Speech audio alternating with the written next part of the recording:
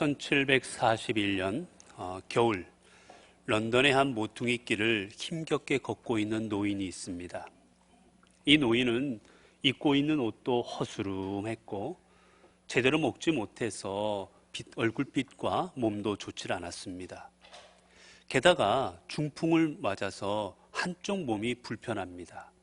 그 몸으로 힘들게 한 발자국 이렇게 걸어가고 있습니다. 이 노인이 누군가? 이 노인이 그 유명한 바로 핸델이었습니다. 핸델은 약 40여 년 동안 오페라를 통하여 많은 사람에게 사랑받았습니다. 그가 작곡하고 그가 공연한 그 오페라들은 큰 성공을 거두었고 왕실과 그리고 사람들에게 그 누구보다도 사랑받는 음악가가 되었지요. 그런 성공한 음악가였습니다. 그런데 40여 년의 시간이 지나자 그의 음악은 사람들에게 점점 잊혀지기 시작합니다. 그 시대의 흐름을 따르지 않는다라는 이유로 외면받기 시작합니다. 결국 그는 파산하고 맙니다. 그리고 사람들은 그를 향하여 조롱합니다. 위대한 핸델도 끝났다. 그 위대한 핸델, 이제 그의 영감도 다 끝이 났다. 사람들은 그를 조롱하기 시작하지요.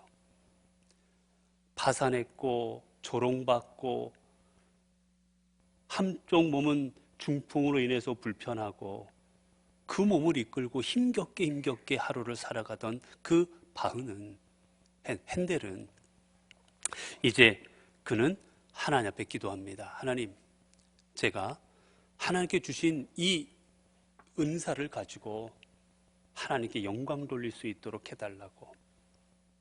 그러던 중에 그는 이제 한 곡을 쓸 영감을 얻습니다. 그리고 제대로 먹지도 않고 제대로 잠을 자지도 않고 무려 24일 동안 곡을 작곡합니다. 그 곡이 유명한 핸델의 메시아입니다.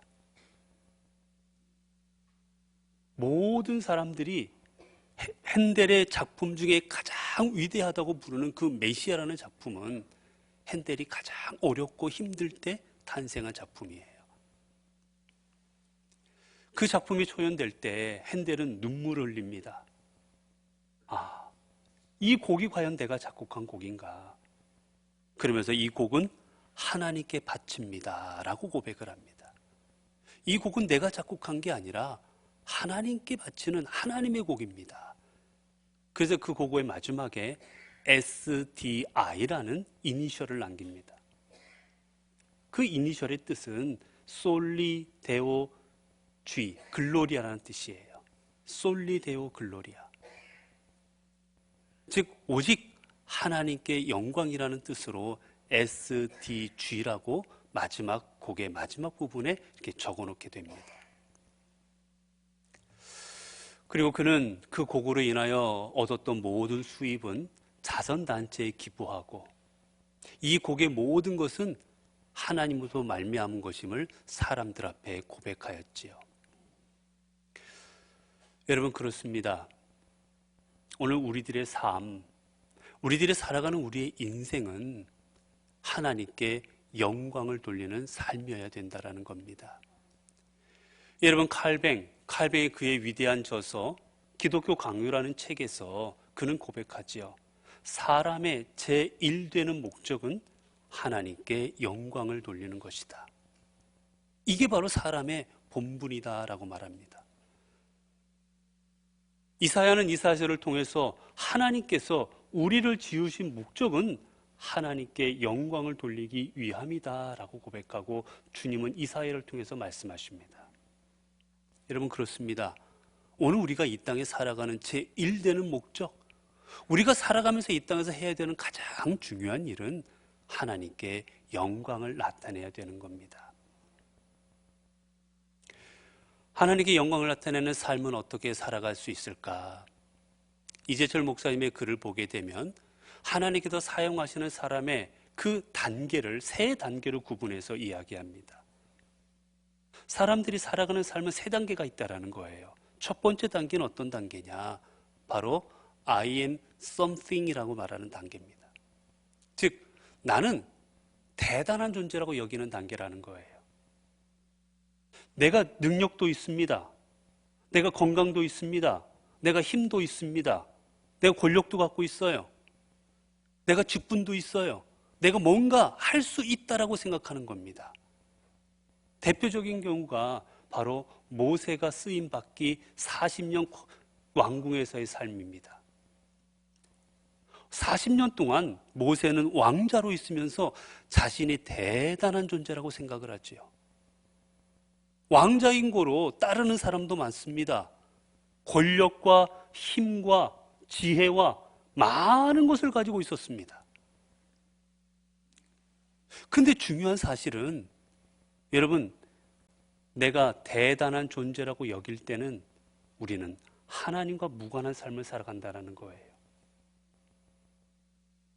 모세가 40년 동안 왕궁에 살면서 자신이 대단한 존재라고 여길 때 그는 하나님과 무관한 삶을 살아갔습니다. 자신의 힘과 자신의 능력과 자신의 권력을 의지하며 살아갑니다.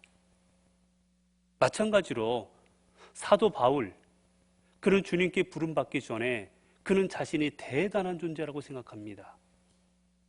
바리새파 중에 바리새인이었고, 그리고 그는 로마의 시민권을 가진 사람이었고, 그리고 그는 가말리엘이라는 그 시대 가장 유명한 율법학자의 밑에서 공부하는 수재 학생이었습니다. 지금으로 말하면 집안 좋고 공부 잘하고 모든 것을 다 갖춘 그런 아주 전도 유망한 젊은이가 바로 사도 바울이었던 거예요. 그렇게 그는 하나님과 무관한 삶을 살아갑니다. 아니요, 도리어 하나님의 일을 방해하는 삶을 살아갑니다.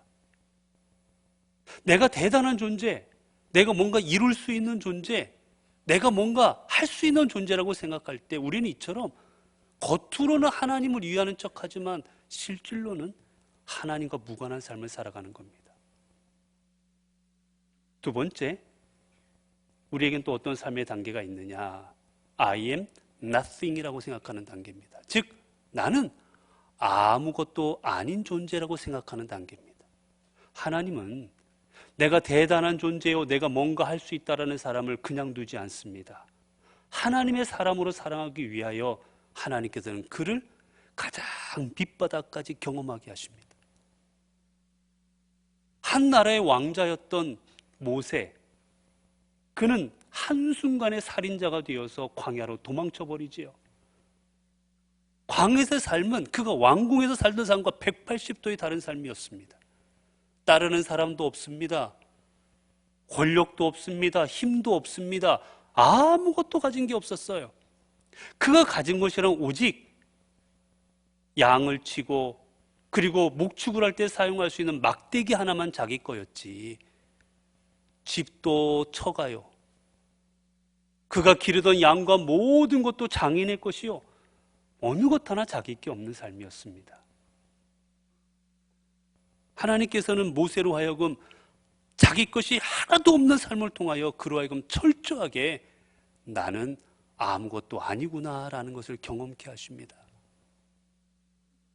내가 아무것도 아닌 것을 경험했던 모세는 결국 자신이 낳은 자신의 장남 그 아들의 이름을 게르솜이라 짓지요. 나그네란 뜻입니다. 아들아, 왕자이건 왕이건 아니면 여기 살아가는 그저 평범한 사람이건 누구나 이 땅에 내 것은 아무것도 없는 그저 평범한 우리는 이 땅의 나그네일 뿐이다. 내 거라고 생각하지 마라. 우리의 것은 하나도 없다. 우리는 하나님 앞에 아무것도 아닌 존재다.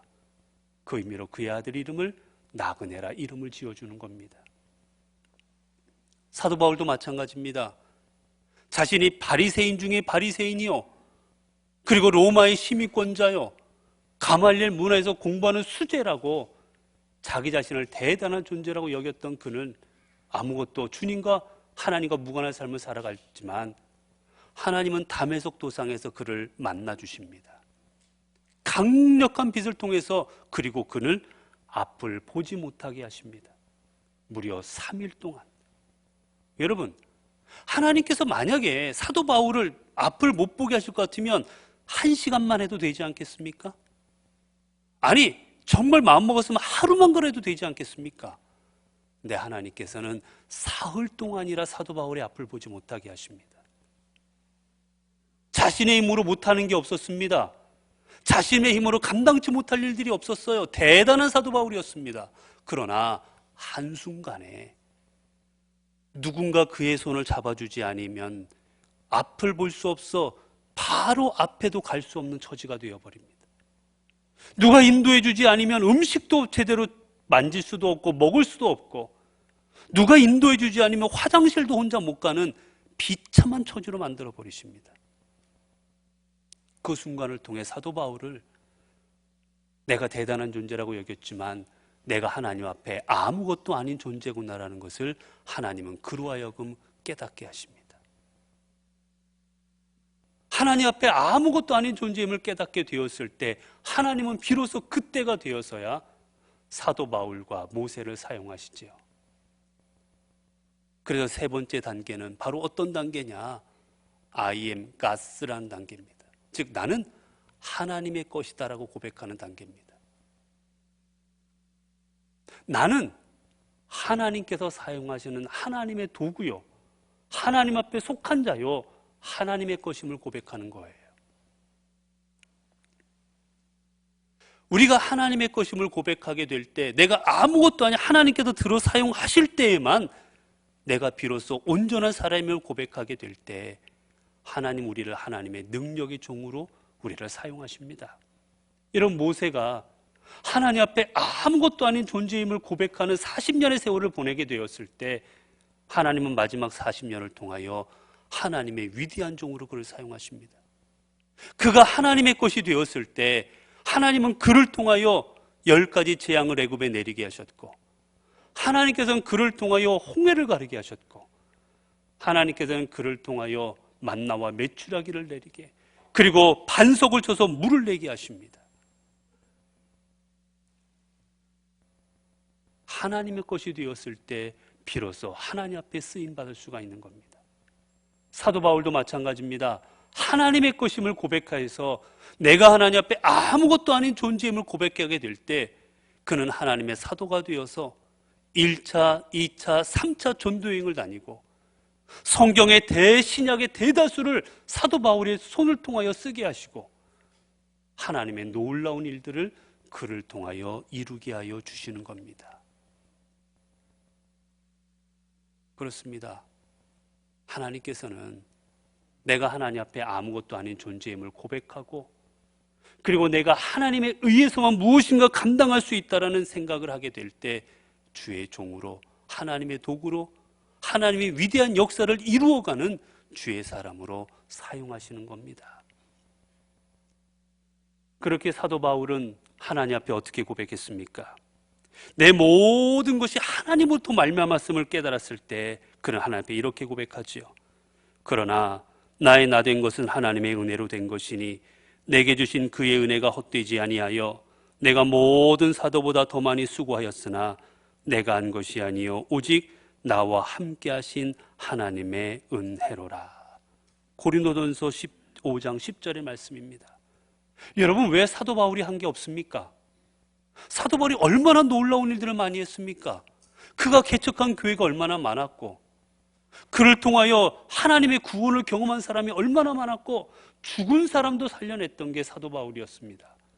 그러나 그는 고백합니다. 하나님의 것임을 알았을 때 모든 것은 하나님의 은혜로다. 더 나아가 그는 고백하지요. 나는 사도 중에 가장 작은 자라.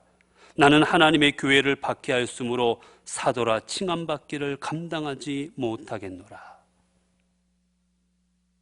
나는 가장 사도 중에 작은 자요.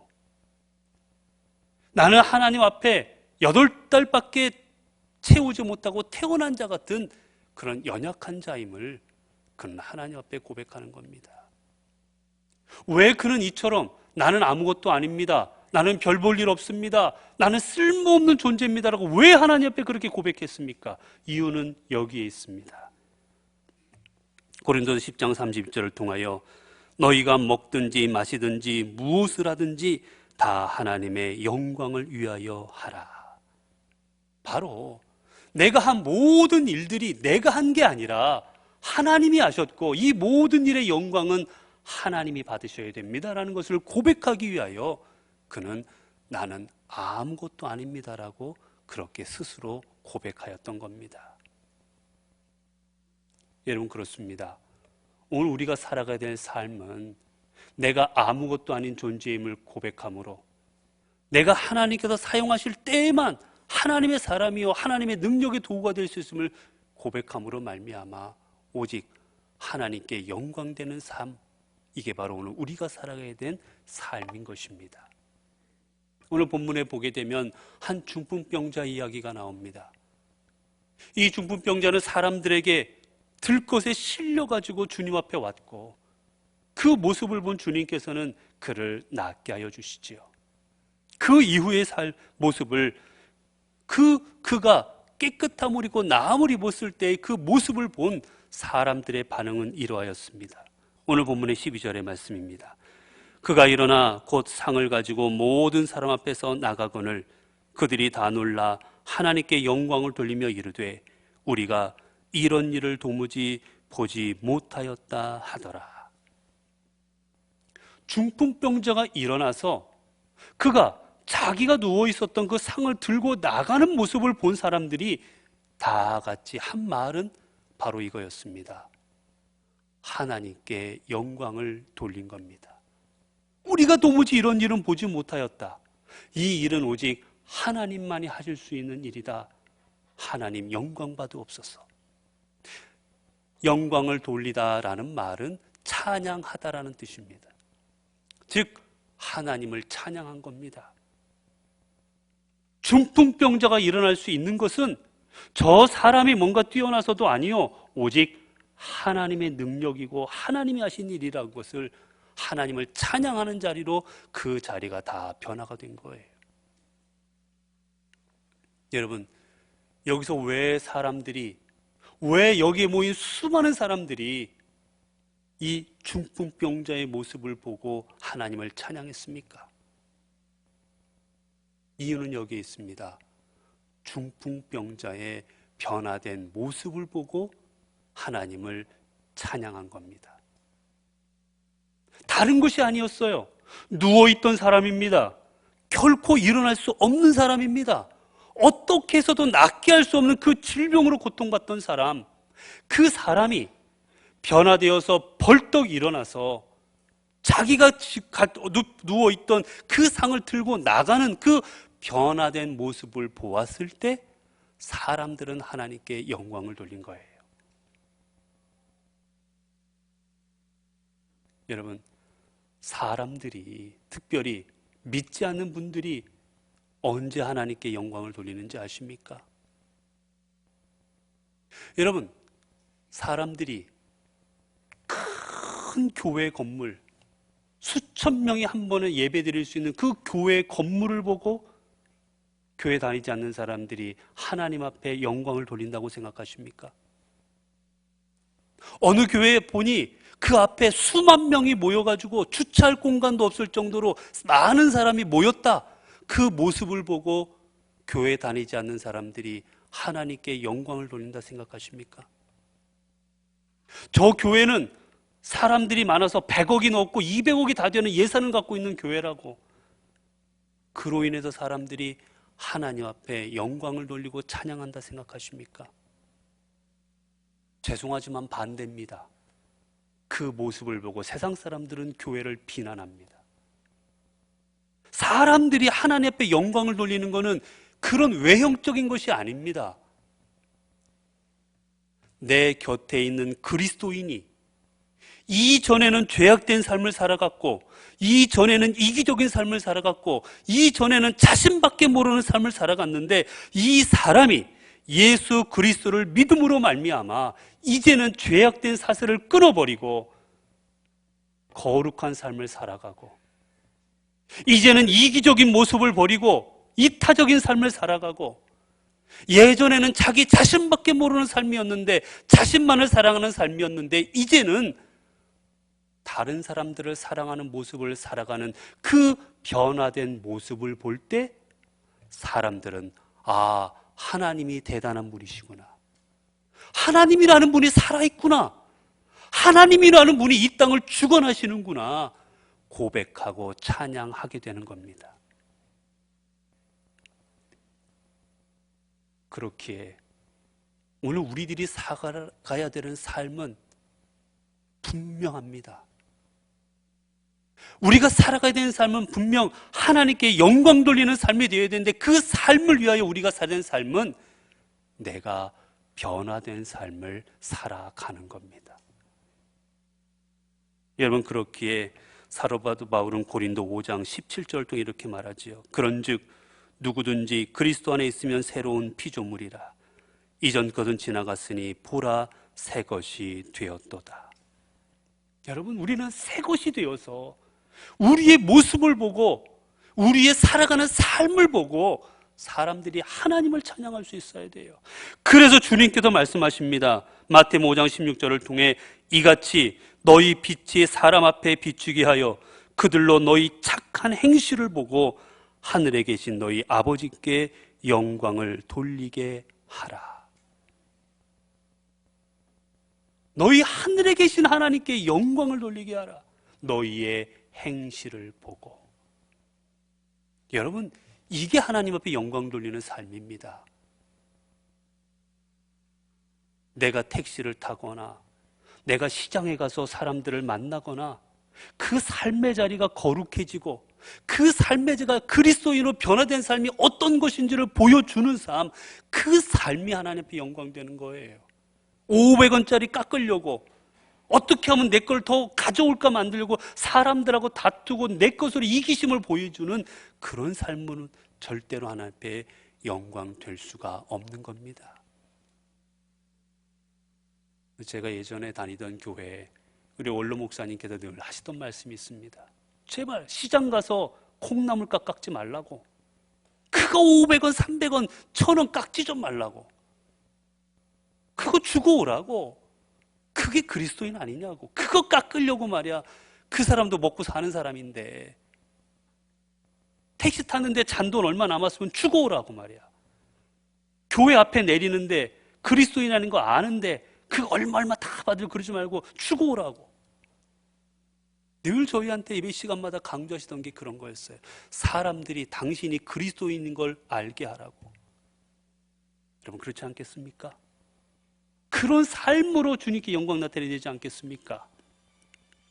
여러분, 이러한 삶이 되기 위하여 우리가 꼭 생각해야 될 게 하나 있습니다.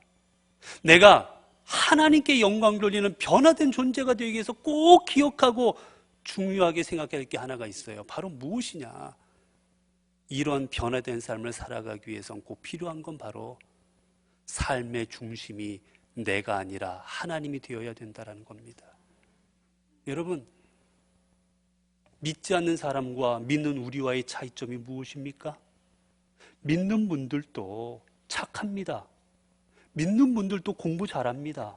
믿는 분들도 능력 있습니다. 다 잘해요. 법 없이도 살아갈 만한 분이 얼마나 많은지 모릅니다. 그러나 그분들과 우리의 차이점은 오직 하나. 우리는 삶의 중심이 하나님이라는 겁니다. 모든 거의 중심이 내가 아니라는 거예요. 여러분, 만약에 내 삶의 중심이 나라면 우리는 다를 바가 하나도 없는 겁니다. 우리는 내가 먹고 마시고 무엇을 하든지 내 삶이 나를 위한 삶이 아닌 하나님을 위한 삶, 예수 그리스도를 위한 삶, 그 삶으로 나아갈 때 그 삶이 그리스도인의 삶인 겁니다.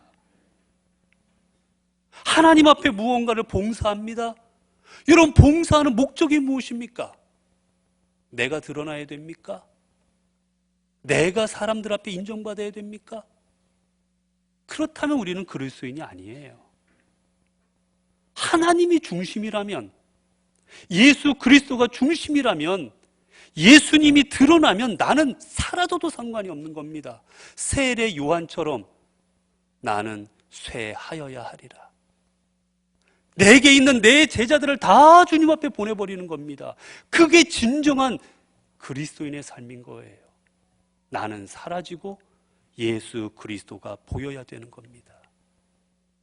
여러분 아십니까? 내가 크면 커질수록 나와 함께 하시는 주님은 보이지를 않습니다. 내가 작아지면 작아질수록 나와 함께 하시는 주님이 보이기 시작합니다.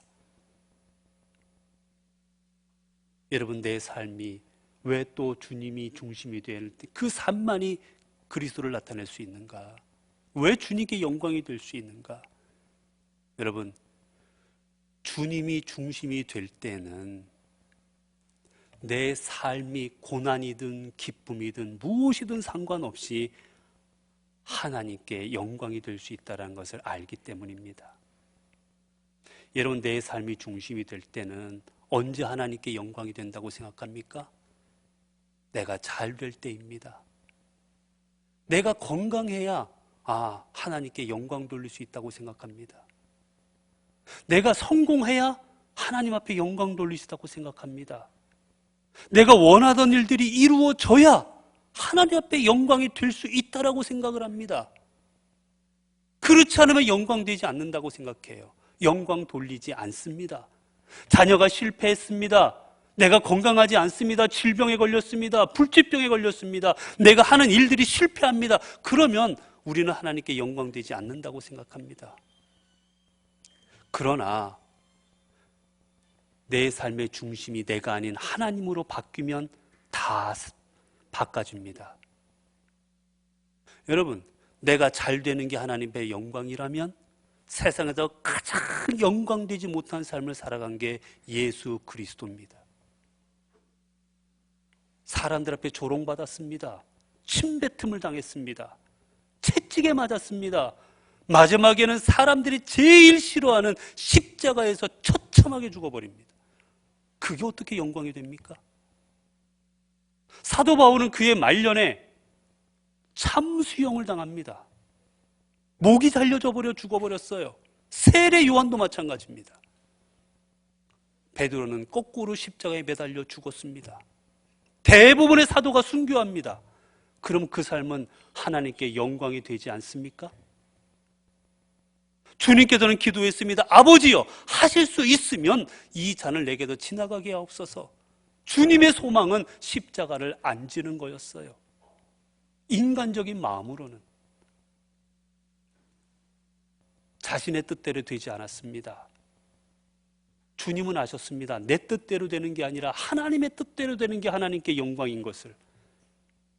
그랬을 때 그분은 십자가를 지십니다. 사람들이 조롱했습니다. 사람들이 무시했습니다. 자, 네가 하나님의 아들이면 내려와 봐라. 조롱했습니다.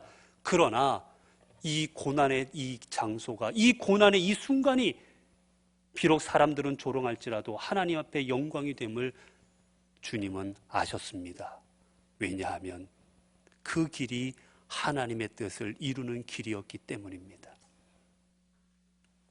우리도 마찬가지입니다. 내 삶의 중심이 내가 아니라 하나님으로 바뀌면 비록 지금 내가 아파도, 비록 지금 내가 원하는 대로 되지 않아도, 비록 내가 지금 사람들 앞에 모욕당하고 있어도, 지금 비록 내가 사람들 앞에 인정받지 못하고 있어도 내가 가고 있는 이 길이 하나님이 기뻐하시는 길이라면 이 길이 하나님 앞에 영광 될 줄로 알고 그 길을 가게 되는 겁니다.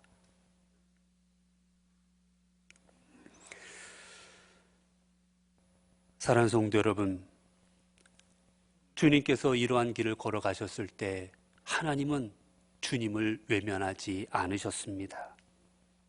빌립보서 2장 6절에 11절을 보면 이렇게 고백하지요.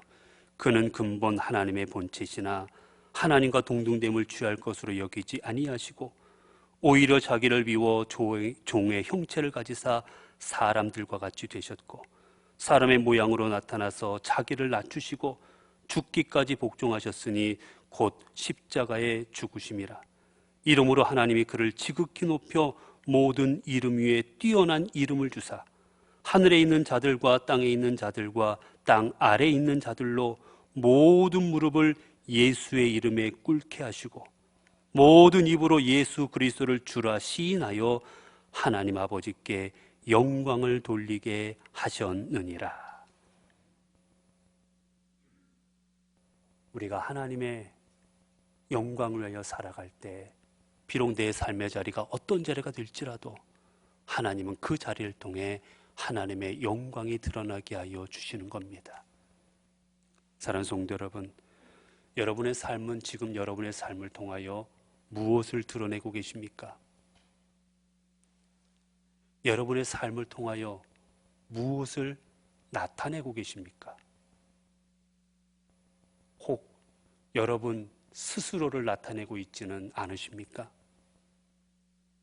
혹 내 자신을 세상 가운데 나타내고 있지는 않으십니까?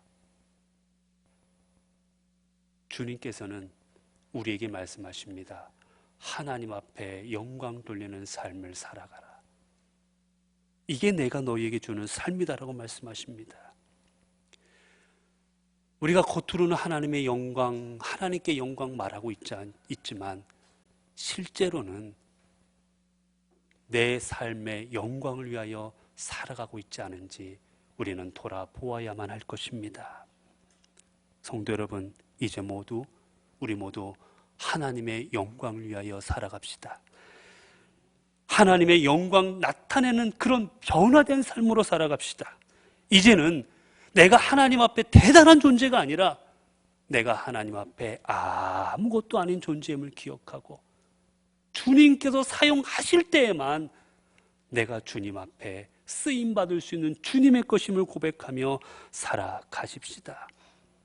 하나님께서는 주님의 영광을 위하여 살아가는 그 사람들을 하나님의 도구로 삼으셔서 그 권능의 손으로 붙들어 주시고 그 삶을 영화롭게 하여 주실 것이기 때문입니다. 기도하겠습니다.